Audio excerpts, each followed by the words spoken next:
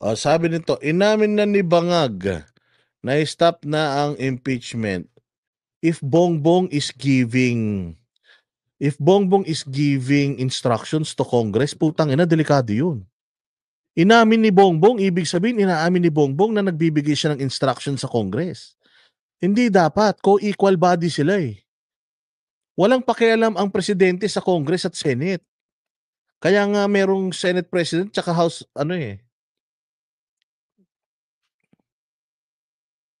Di ba? Sa Facebook ng PTV, naka, so mali yun. So ibig sabihin, kung hindi sila tanga talaga, kung sobrang tanga nila para magbigay ng ganung instruction tapos ipapublish nila. Kasi ibig sabihin, si Bongbong Marcos nakikialam talaga sa mga gawain ng Congress. Tama? So ibig sabihin, tangina, may illegal na ginagawa talaga tong mga gagong to. Bakit ka magre-request sa Congress? Unang-una sa lahat, wala pa namang impeachment. Nagets nyo? Wala namang impeachment complaint Sinasabi naman ng congressman na itong ginagawa nilang hearing sa good government, hindi naman impeachment ang habol nila kundi in aid of legislation So ibig sabihin, kung sinabi ni Bongbong yan, ibig sabihin inuutusan niya talaga yung congressman na i-impeach si Inday. At ibig sabihin, binabawi niya na yun. Tama? So kung inuutusan niya yun, totoo lahat ng sinasabi ni Inday Sara.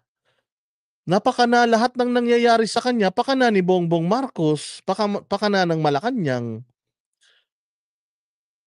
Yung impeachment na yan, lumulutang pa lang yan. Binibigay pa lang ng Congress as a hint. So ibig sabihin, kung si Bongbong nag-utos na sa Congress ng impeachment, itong mga hearing na to gathering of evidence talaga ito para makabuo sila ng articles of impeachment para ma-impeach si Inday. Therefore, utos talaga ng presidente yun. Kasi kung sinasabi niya na inuutusan ko yung Congress or I'm requesting Congress to not file impeachment case for Inday Sara because she's irrelevant.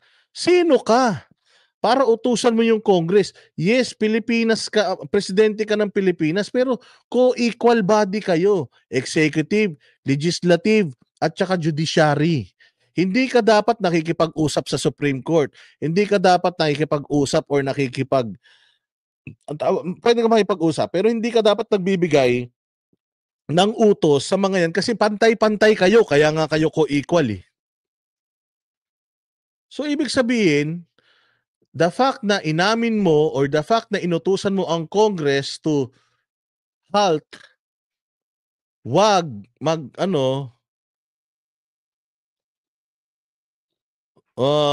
huwag kayong wag nang ituloy impeachment, ibig sabihin inutusan mo talaga sila.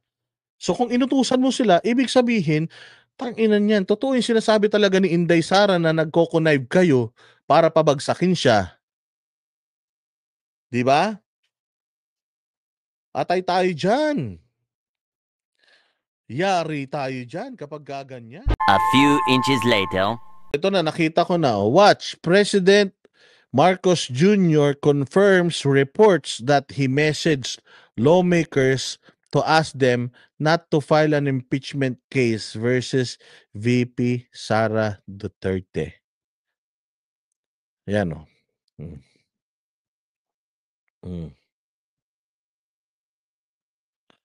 So ang ibig sabihin po nito, nakikialam talaga si Bongbong Marcos sa decision making ng Kamara. So this is a confirmation that he intervenes sa mga gawain ng Kamara. Patay tayo dyan. Maling-mali po yan. hindi dapat nakikialam ang ehekutibo sa lehislatibo. So kung meron dapat kasuhan, ma-impeach, si Presidente Marcos yun. Bakit? Kasi nag-i-intervene siya sa trabaho na hindi naman niya trabaho. 'Di ba? Patay tayo kapag ganyan. Yari ang Pilipinas talaga kapag ganito. So, ang hina din ng PR team ni ni Bongbong Marcos, no?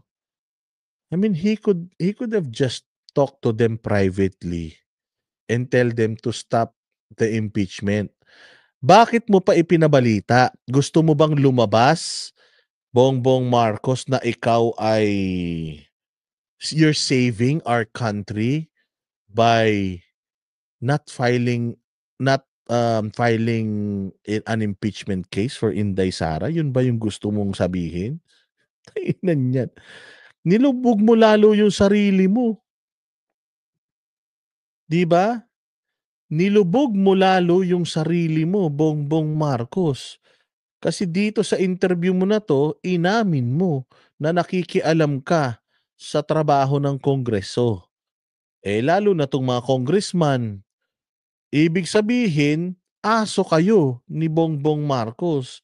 Hindi nyo naman mandato yan. Ay malaking problema yan, mga bossing.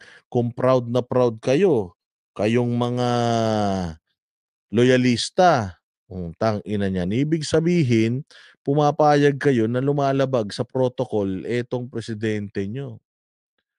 Diba?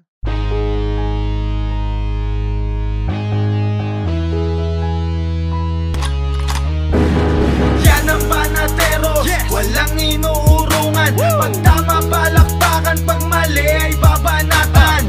Yan ang Banateros, boses ng ordinaryong Pilipino. Banateros ay walang makakaawan. Walang inuurungan, Banateros ay tinutulungan. Mga ordinaryong Pilipino, bawat mali tinututukan. Handang ituwid mga baliko, kasagutan sa tanong matino. Banateros ay hindi hihinto, sa tungkulin di mabibigo. Yan ang Banateros, walang inuurungan. Pag tama palakpakan, pag mali ay babanatan. Yan ang Banateros, boses ng ordinaryong Pilipino. Banateros ay walang makakaawan.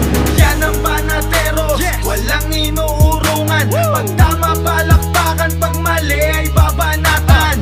Yan ang Banateros, boses ng ordinaryong Pilipino. Banateros ay walang makakaawan. Positibo ang usapan, negatibo babanatan. Handang gawin mga tungkulin para sa ikauunlad ng bayan. Mga mali ay itatama para imulat mga kapwa. Sa bulok na sistema ang Banateros ay handang makipagera.